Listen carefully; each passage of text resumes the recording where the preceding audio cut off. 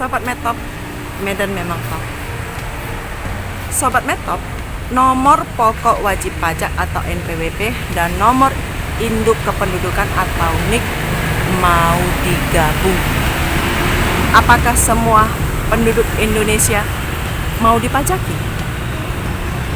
Lalu, apakah ini artinya mereka yang memiliki NIK atau KTP otomatis menjadi wajib pajak dan membayar pajak?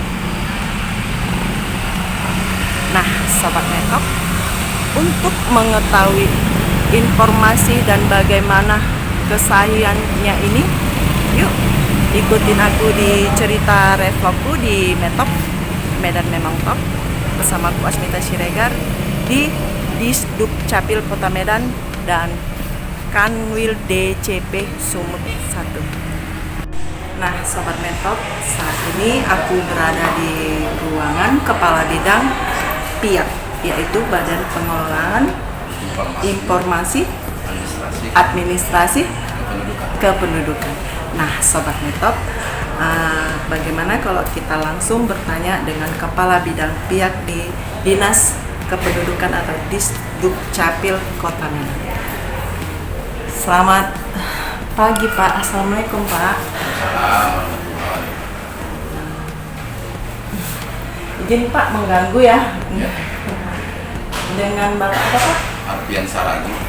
Bapak Arpian Saragi, Sobat Metop, di depanku saat ini adalah Bapak Arpian Saragi.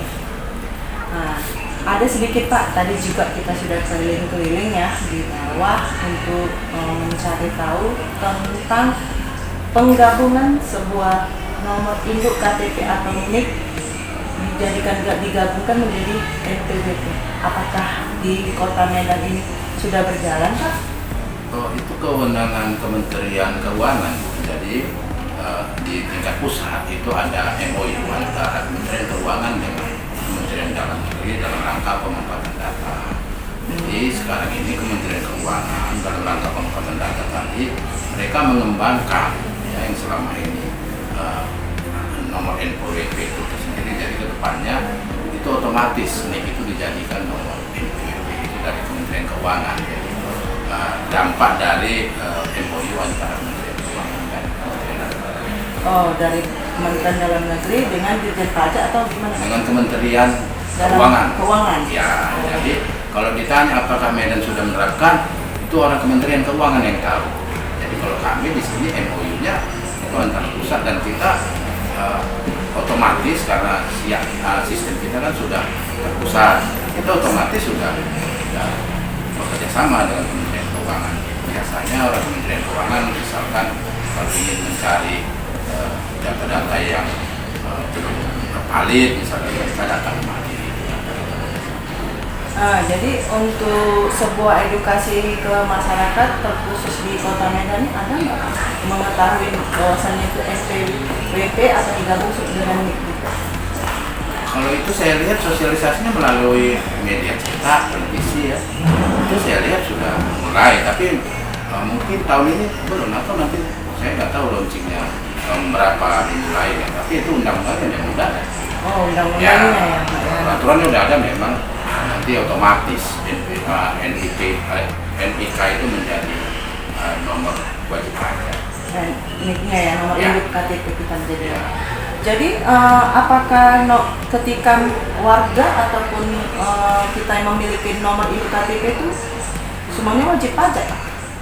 Ya, kalau otomatis NIK itu jadi wajib pajak, ya nomor NPWP menurut saya ya jadi ya kayaknya itu artinya kan memang kan NIK di situ. Tapi saya nggak tahu apakah NIK-nya itu, saya belum paham kali karena memang itu kan belum berlaku masih wacana. Bukan wacana, masih dalam taraf sosialisasi. Karena peraturan udah keluar. Tapi apakah nanti di situ 17 tahun, saya nggak tahu indikatornya apa. Apakah kepala keluarga aja?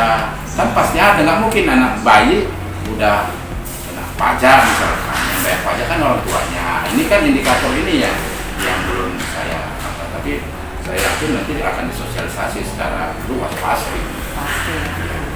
Jadi Pak, kalau misalnya Bapak bilang kalau orang tuanya saja, baik itu pun anak baik tidak mungkin, karena kan dia nggak memiliki NIK Pak. Yang saya pertanyakan gini, sebuah NPWP itu apakah income daripada yang pemilik NIK ini ada membedakan nggak? Bu, yang namanya anak baik punya NIK juga Bu. Jadi seluruh penduduk Kota Medan mulai dari 0 tahun sampai sekian puluh tahun tuh kita kasih NIK apabila melapor ya.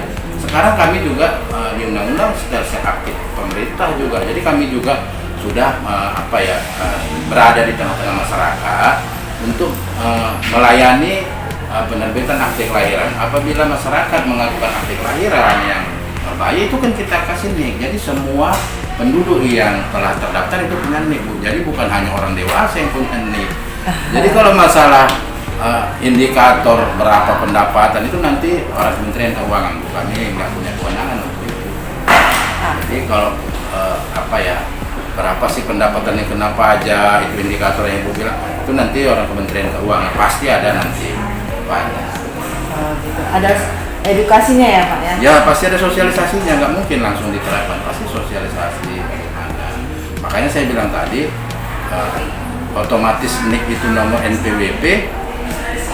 Ibu tanya tadi apakah semua anak baik? Nah, itu nanti mungkin di undang-undang pasti ada indikator-indikator yang dikenakan pajak itu, yang umur berapa, ataukah yang udah kerja, ataukah pengangguran kena juga, atau itu semua nanti pasti akan. Pasti ada. Ya, tapi yang jelas mempermudah pemberian nomor wajib pajak itu melalui NIK menurut saya luar biasa. Luar biasa. Jadi Pak, artinya kalau misalnya ini menurut Bapak dari peraturan yang keluar dari Menteri Dalam Negeri ataupun sama Menteri Keuangan, itu kalau mau diterapkan itu di tahun berapa atau dimulai dari kapan gitu? Ya kalau saya masih kurang apa juga, karena sosialisasinya kalau saya lihat di televisi yang jelas saya lihat peraturan yang ada kapan mulainya.